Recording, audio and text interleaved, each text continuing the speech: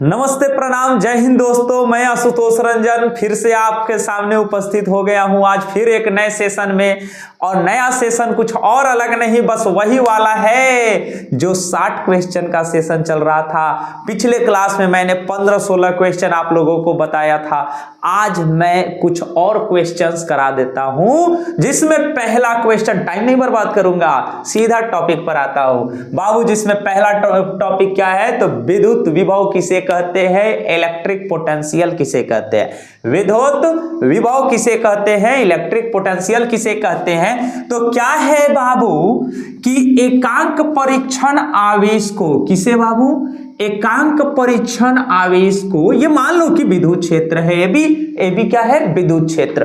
तो एकांक परीक्षण आवेश को कहां से, अनंत से विद्युत क्षेत्र में स्थित किसी बिंदु तक लाने के लिए किए गए कार्य को, एकांक परीक्षण आवेश को अनंत से विद्युत क्षेत्र में स्थित किसी बिंदु तक लाने के लिए किए गए कार्य को विद्युत विभव कहते हैं। इसे V द्वारा सूचित किया जाता है। V इक्वल टू क्या होता है, W/Q। V equal to W/Q होता है। विद्युत विभव एक अदिश राशि है। विद्युत विभव कैसी राशि है, अदिश राशि है, ये स्केलर क्वांटिटी है। इसमें क्या होता है बाबू, तो परिमाण तो होता है पर दिशा निश्चित नहीं होता है। और क्या होता है, तो यहां पर इसका मात्रक क्या होगा, विद्युत विभव V बराबर W/Q। W कार्य है, कार्य का मात्रक जूल, आवेश का मात्रक कूलम। ये क्या हो गया बाबू, जूल पर कूलम। और 1 joule per coulomb equal to 1 volt, equal to 1 volt. तो 1 वोल्ट क्या है बाबू, तो वोल्ट साइंटिस्ट के नाम पर है। अलेसैंड्रो वोल्टा नाम के एक साइंटिस्ट थे, और जिनके नाम पर इसका मात्रक, विद्युत विभव का एसआई मात्रक क्या होता है, वोल्ट। एसआई मात्रक क्या होता है, वोल्ट होता है। अब यहां से क्या है कि 1 वोल्ट का परिभाषा अगर कभी आपको लिखना हो गया तो आप क्या लिखोगे, तो कभी कभी पूछता है क्वेश्चन कि 1 वोल्ट को परिभाषित करें, किसे, 1 वोल्ट को परिभाषित करें। तो कैसे कीजिएगा बाबू, तो आपको सबसे पहले फॉर्मूला लिख देना, V equal to W/Q। V क्या है, विद्युत विभव, एसआई मात्रक 1 वोल्ट। यहां कार्य क्या है, यहां W क्या है बाबू, कार्य, कार्य का एसआई मात्रक जूल, तो यहां लिख दिए 1 जूल। Q क्या है, आवेश, आवेश का एसआई मात्रक कूलम, तो यहां क्या लिख दिए, 1 कूलम। अब क्या बोलेंगे 1 वोल्ट का डिफिनीशन, कि यदि 1 कूलम आवेश को, कितना को, 1 कूलम आवेश को अनंत से विद्युत क्षेत्र में स्थित किसी बिंदु तक लाने के लिए 1 जूल कार्य करना पड़े। कितना जूल बाबू, 1 जूल कार्य करना पड़े, तो विद्युत विभव के इस परिमाण को हम लोग क्या कहते हैं, 1 वोल्ट कहते हैं। क्या कहते हैं, 1 वोल्ट कहते हैं। ठीक है, समझ रहे बाबू। अब क्या होता है, विमीय सूत्र क्या होगा, बात करते हैं हम लोग विमीय सूत्र की। तो V बराबर होता है W/Q। W क्या है बाबू, आवेश, आवेश का विमीय सूत्र होता है A। यहां W क्या है बाबू, कार्य, अरे सॉरी होता है, W क्या है बाबू, कार्य, कार्य का M, L के पावर 2, T के पावर -2। Q क्या है, आवेश, आवेश का क्या होता है, AT, आवेश का क्या होता है बाबू, AT। अब क्या हो जाएगा, M, L के पावर कितना हो गया 2, T के पावर 1 और T ऊपर गया तो पहले से ऑलरेडी -2 था, अगर एक और गया तो -1, -1 और -2, यहां कितना हो गया बाबू, T के पावर -3। और A ऊपर गया तो A का पावर नीचे 1 है ना, ऊपर जाएगा तो A का पावर कितना हो गया, -1। ये हो गया डायमेंशनल फार्मूला किसका, विद्युत विभव का। किसका डायमेंशनल फार्मूला है बाबू, विद्युत विभव का हो गया। ठीक है, आइए अब आगे देखते हैं अगला क्वेश्चन क्या था। तो अगला क्वेश्चन की ओर जब हम लोग बढ़ते हैं तो आगे हम लोगों के सामने आ जाता है इसी चैप्टर का एक और जरूरी क्वेश्चन, समविभव पृष्ठ। क्या क्वेश्चन है बाबू, समविभव पृष्ठ किसे कहते हैं, या समविभव सतह किसे कहते हैं, इक्विपोटेंशियल सरफेस किसे कहते हैं। व्हाट इज इक्विपोटेंशियल सरफेस, तो इसका मतलब क्या हुआ कि वैसी सतह, ये मान लो कि कोई सतह है, तो वैसी सतह जिसके प्रत्येक बिंदु पर विभव का मान समान हो, वैसी सतह जिसके प्रत्येक बिंदु पर विभव का मान समान होता है उसे समविभव सतह कहते हैं। वैसी सतह जिसके प्रत्येक बिंदु पर विभव का मान समान होता है उसे समविभव सतह कहते हैं। एक चीज और याद रखिएगा कि किसी समविभव सतह पर आवेश को एक बिंदु से दूसरे बिंदु तक ले जाने के लिए किया गया कार्य हमेशा कितना होता है? जीरो। क्यों जीरो होता है, आइए इसको समझते हैं। तो आपको पता है कि V इक्वल टू क्या होता है बाबू? W by Q. V equal to W by Q, विभवांतर बराबर कार्य बटा आवेश। अब ये बताइए कि अगर हमें लिखना होगा कार्य बराबर, तो यहां Q इंटू V हो जाएगा, यहां आवेश इंटू विभवांतर। अब ये बताओ विभवांतर कितना होगा? तो मान लो कि यहां का विभवांतर x, यहां का भी विभवांतर x, यहां का भी x, यहां का भी, क्योंकि ये इक्विपोटेंशियल सरफेस है, समविभव सतह है, तो प्रत्येक बिंदु पर विभव का मान समान है, तो विभवांतर कितना? जीरो। अरे विभवांतर मतलब विभव का अंतर, तो विभव का अंतर कितना हो जाएगा? जीरो। और जब विभव का अंतर जीरो तो Q से अगर इसको मल्टीप्लाई किए तो ये भी कितना? जीरो। तो किया गया कार्य कितना होगा? जीरो। तो याद रखिएगा कि किसी समविभव सतह पर किसी आवेश को एक बिंदु से दूसरे बिंदु तक ले जाने के लिए किया गया कार्य हमेशा कितना होता है? तो शून्य होता है। किया गया कार्य कितना होता है बाबू? शून्य होता है। चलिए आगे बढ़ते हैं और अगले क्वेश्चन की ओर देखते हैं। तो अगला मेन जो क्वेश्चन इस चैप्टर का है वो क्या है? तो वो है आपका संधारित्र और धारिता। तो पहले हम लोग धारिता समझ लेते हैं। धारिता या चालक की धारिता, capacitance of conductor, capacitance of conductor. तो धारिता हम लोग किसे कहते हैं? तो किसी चालक को आवेश धारण करने की क्षमता को, किसी चालक को आवेश धारण करने की क्षमता को उस चालक की धारिता कहते हैं। किसी चालक को आवेश धारण करने की क्षमता को उस चालक की क्या कहते हैं? धारिता कहते हैं। समझ रहे बात? जैसे मान लो बाबू कि मैं 2 रोटी खाता हूं, ये मेरी धारिता है। आप 20 रोटी खाते हैं, ये आपकी धारिता है। तो आपको खाने की जो कैपेसिटी है वो ज्यादा है, तो आपकी धारिता ज्यादा है, मेरी धारिता कम है। अरे पेटू, खाने के नाम पर तो सिर्फ मुंह में पानी आता है आप लोगों का। अरे यहाँ टॉपिक पर आओ। अब इसी तरह हम लोग क्या किसको समझ रहे हैं? कैपेसिटेंस, धारिता। धारिता कहने का मतलब कि जो चालक जितना ज्यादा आवेश को क्या कर सकता है? धारण कर सकता है, उसकी वही धारिता होगी। किसी चालक की धारिता कम और किसी चालक की धारिता अधिक हो सकती है। किसी चालक को दिया गया आवेश जो होता है किसी चालक को दिया गया आवेश उसके विभवांतर के समानुपाती होता है।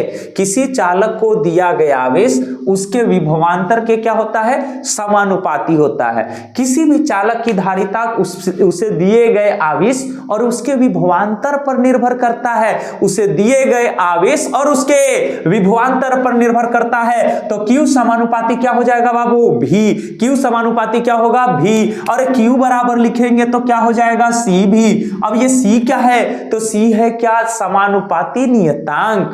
C क्या है बाबू? समानुपाती नियतांक है, और जिसे हम लोग चालक की धारिता कहते हैं। C इक्वल टू अगर हमें लिखना हो जाएगा तो क्या लिखेंगे? तो V इधर मल्टीप्लाई में, गुना में, तो इधर आके भाग में, तो C बराबर Q by V। C equal to Q by V। तो धारिता C बराबर क्या होता है? Q by V। मात्रक इसका क्या होता है बाबू? तो धारिता का एसआई मात्रक फैराड होता है। क्या होता है? धारिता का एसआई मात्रक फैराड होता है। और फैराड जो है, धारिता का एसआई मात्रक फैराड होता है, जिसे कैपिटल F से सूचित करते हैं।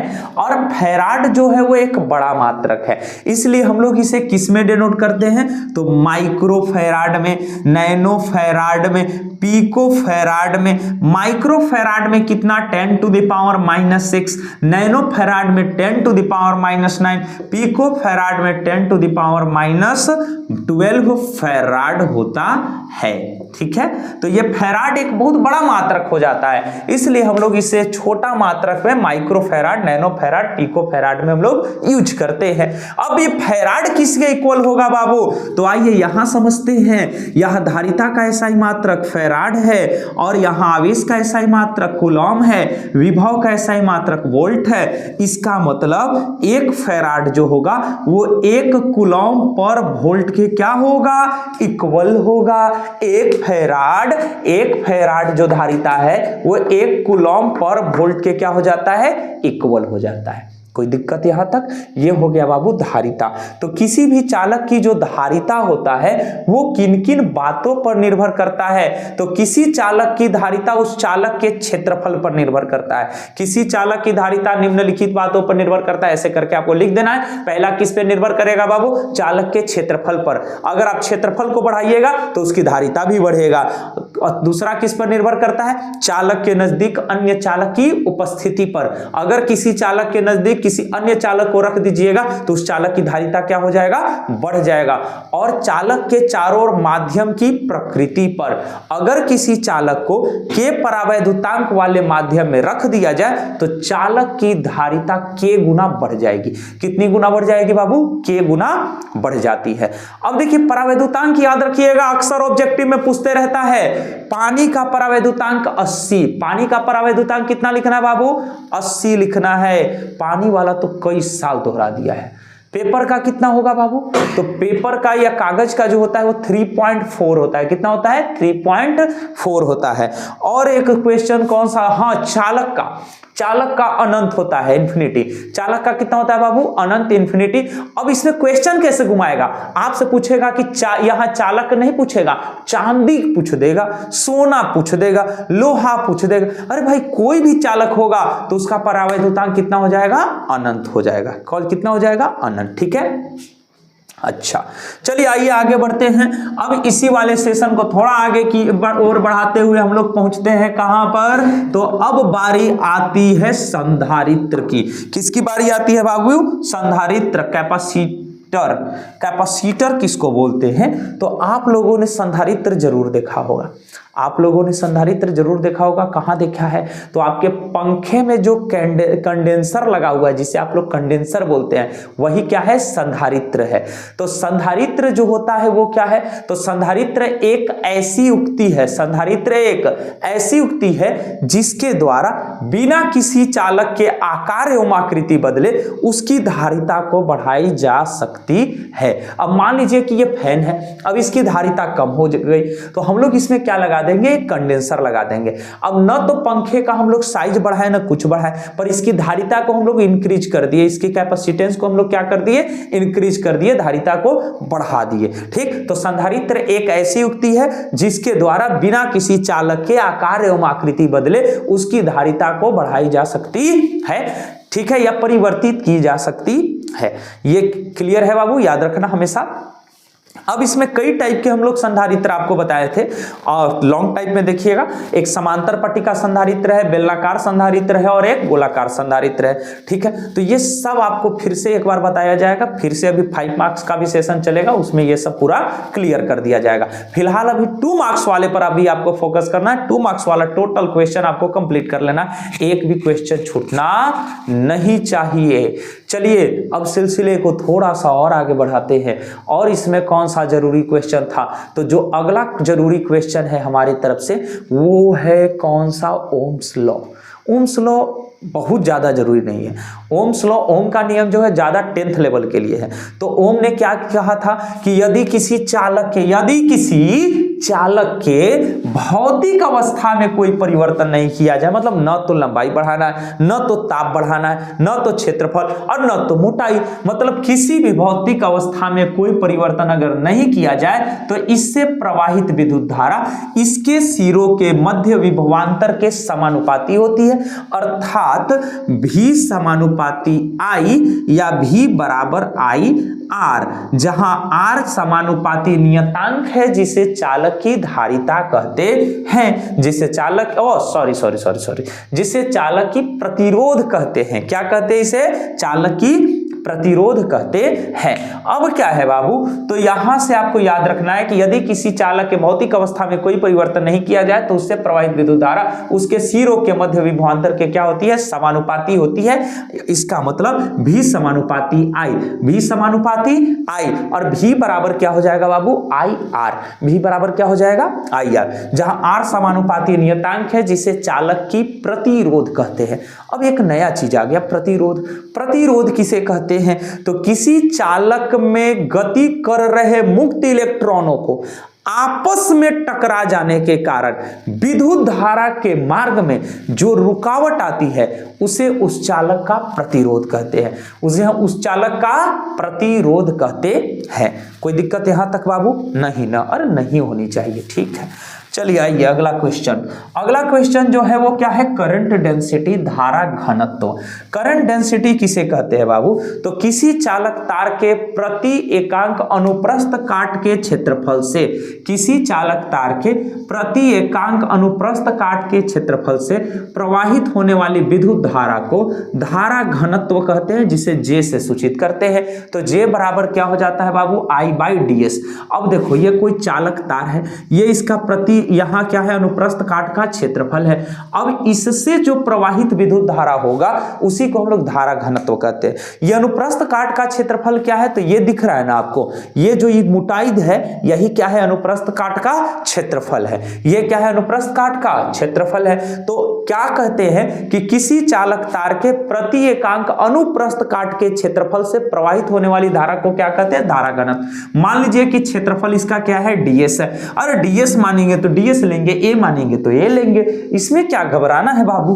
अब ये धारा है, धारा का ऐसा ही मात्रक क्या हो गया, विद्युत धारा का एम्पियर, क्षेत्रफल का क्या हो गया, मीटर स्क्वायर। तो यहां धारा घनत्व का क्या हो गया, एम्पियर पर मीटर स्क्वायर। धारा घनत्व का ऐसा ही मात्रक एम्पियर पर मीटर स्क्वायर। विमीय सूत्र क्या हो जाएगा, अरे धारा का होता है a या I भी होता है, और क्षेत्रफल का l के पावर 2, तो हो गया a l के पावर -2।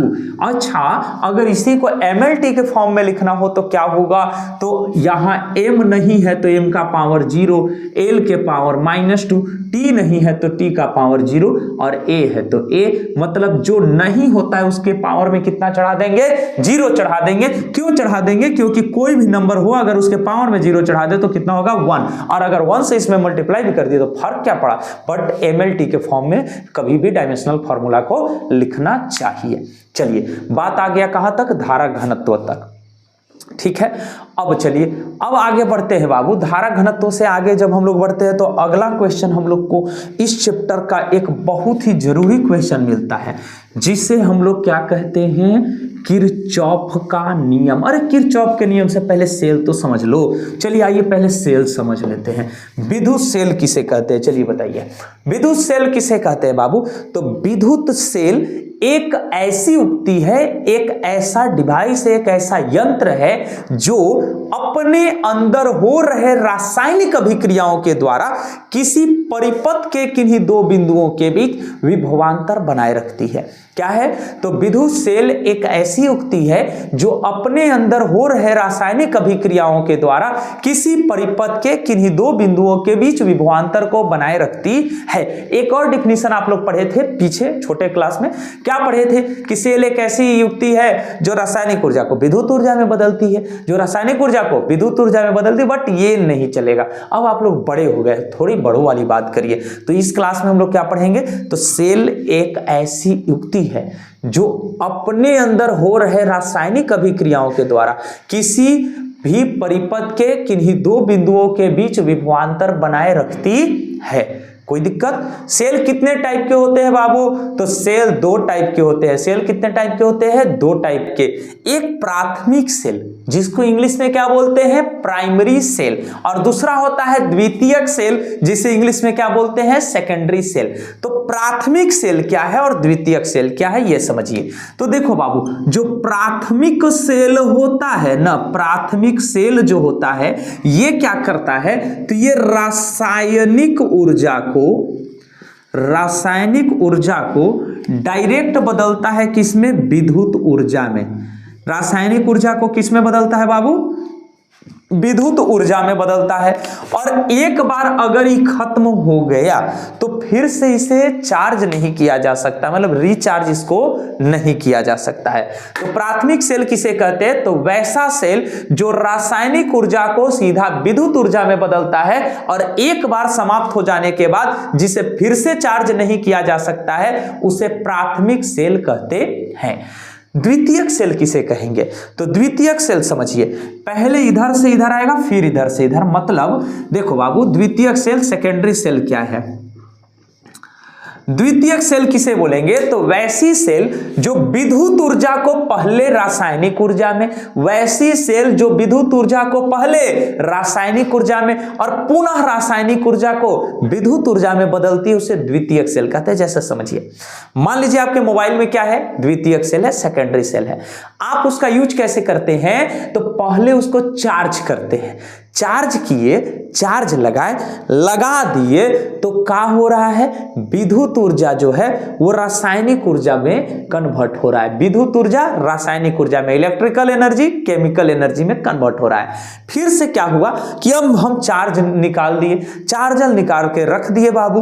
उसके बाद जैसे ही मोबाइल यूज करना आप शुरू कर दिए तो क्या हो रहा है कि वो जो रासायनिक ऊर्जा था वो किस में वहां बदलना शुरू हो गया? विद्युत ऊर्जा में। तो पहले क्या था? विद्युत ऊर्जा रासायनिक ऊर्जा में बदला, पुनः रासायनिक ऊर्जा विद्युत ऊर्जा में बदला। तो ये वाला सेल कौन सा सेल कहलाएगा?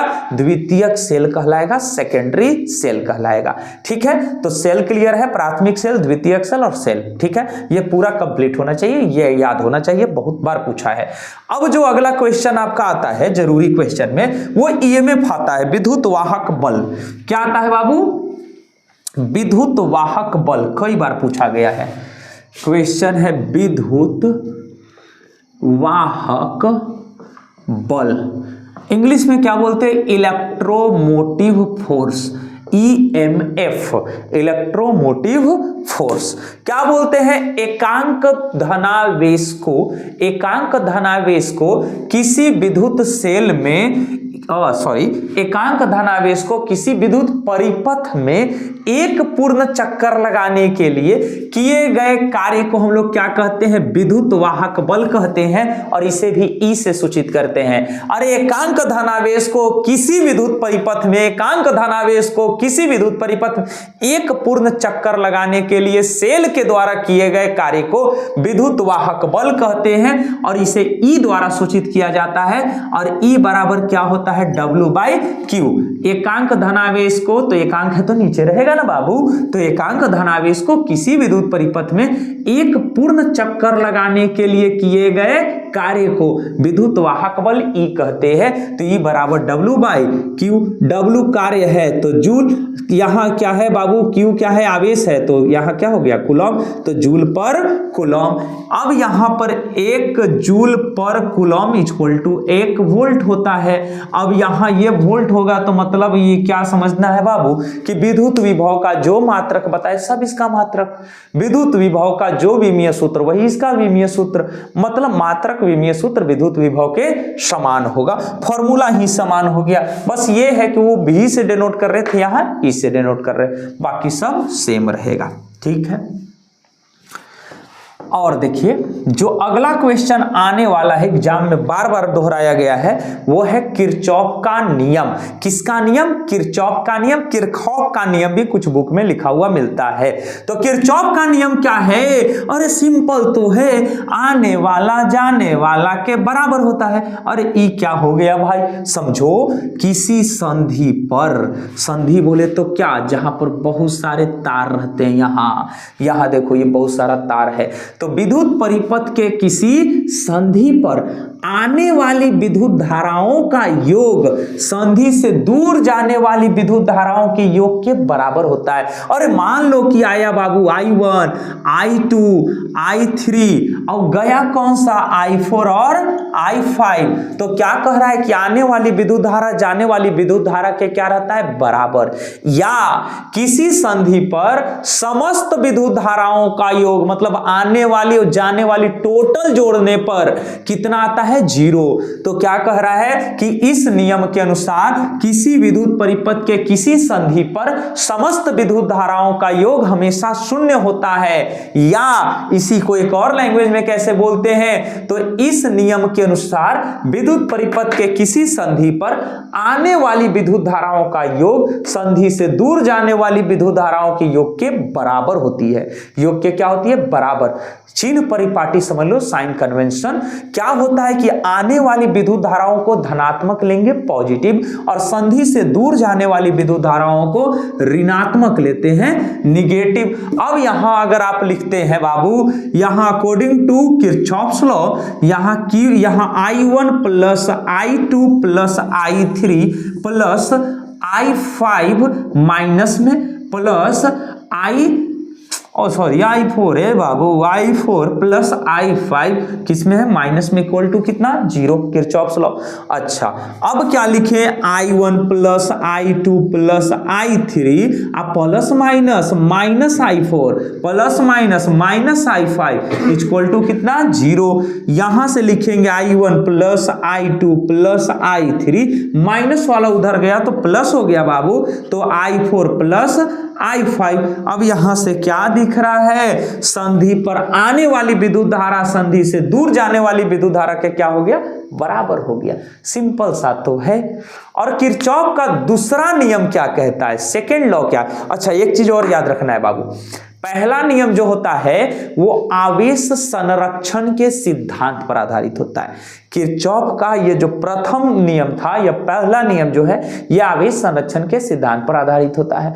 और दूसरा नियम क्या कहता है कि किसी विद्युत परिपथ के किसी बंद लूप में क्या होता है? विभवांतर का योग शून्य होता है। तो दूसरे नियम के अनुसार किसी विद्युत परिपथ के किसी बंद लूप में विभवांतर का योग हमेशा कितना होता है? 0 होता है। विभवांतर का योग हमेशा कितना होगा? 0 रहेगा। एक चीज और याद करना है कि यदि लूप के डायरेक्शन में अगर विद्युत धारा की दिशा है, विद्युत धारा की दिशा अगर लूप के डायरेक्शन में है तो विभवांतर को पॉजिटिव लेना बाबू। और अगर मान लो कि अगर आप यहां से लूप के दिशा के विपरीत दिशा में अगर विद्युत धारा की दिशा अगर है तो यह विभवांतर क्या हो जाएगा बाबू? निगेटिव हो जाएगा। और किरचॉफ का जो सेकंड नियम होता है, दूसरा नियम जो होता है वो ऊर्जा संरक्षण के सिद्धांत पर आधारित होता है। किसके नियम पर होता है? ऊर्जा संरक्षण के सिद्धांत पर आधारित होता है। ठीक है, आज के लिए इतना ही। फिर कल आपके साथ 10 क्वेश्चन के साथ फिर से मिलूंगा। फिलहाल के लिए बस इतना। आप हमारे टेलीग्राम पर जुड़े रहे, यूट्यूब पर जुड़े रहे, बाकी एग्जाम का प्रिपरेशन होते रहेगा, टेंशन नहीं लेना है। आज के लिए राम राम, जय श्री राम।